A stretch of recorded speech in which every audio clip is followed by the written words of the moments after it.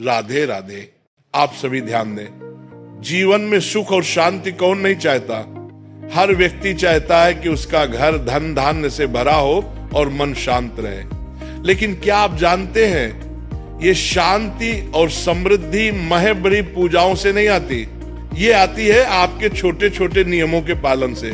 हम दिन भर में कुछ ऐसे काम करते हैं जिन पर हमारा ध्यान नहीं जाता, हम उन्हें सामान्य मानकर छोड़ देते हैं, और यही सामान्य भूल तुम्हारे घर में दरिद्रता का द्वार खोल देती है।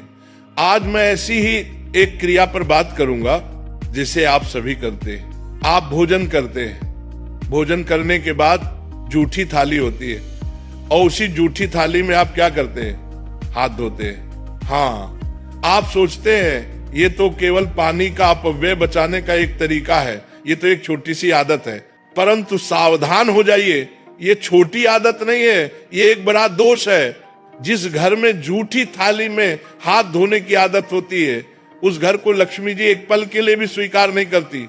आप कितनी भी मेहनत कर ले, पैसा नहीं टिकेगा, घर में झगड़े बढ़ जाएंगे, बीमारियां पीछा नहीं छोड़ेंगी, और सबसे बड़ी बात, आप अपने हाथों से, अपने कर्मों से दुर्भाग्य को निमंत्रण दे रहे हैं।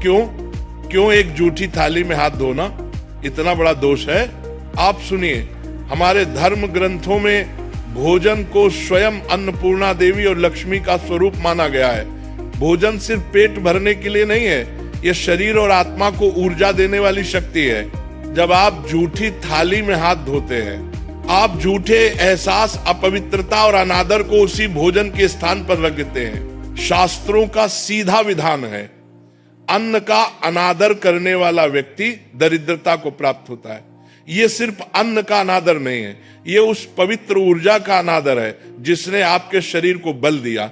आपका हाथ जो दिन भर कर्म करता है वह पवित्र है, उस हाथ को झूठी, बची हुई, अपवित्र अन्न की गंदगी से धोना, ये स्वयं आपकी चेतना का अपमान है। समाधान, भक्ति और शुद्धि का नियम। तो अब उपाय क्या है? बात बहुत सीधी है, इसे नियम बना लीजिए।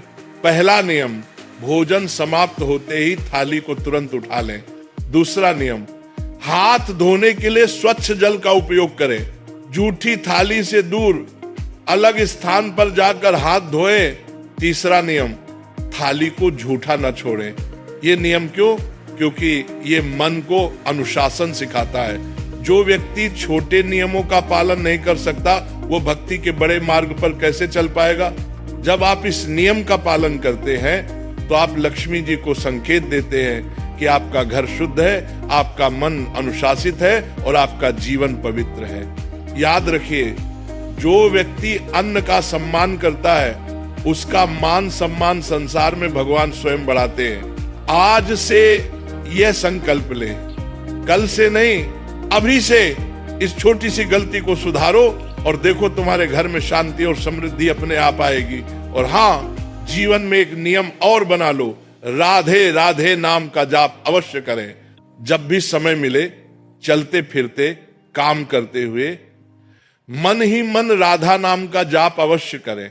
और सबसे बड़ी बात, अपना कर्म, अपना कार्य उसे भगवान का दिया हुआ प्रसाद मानकर करें।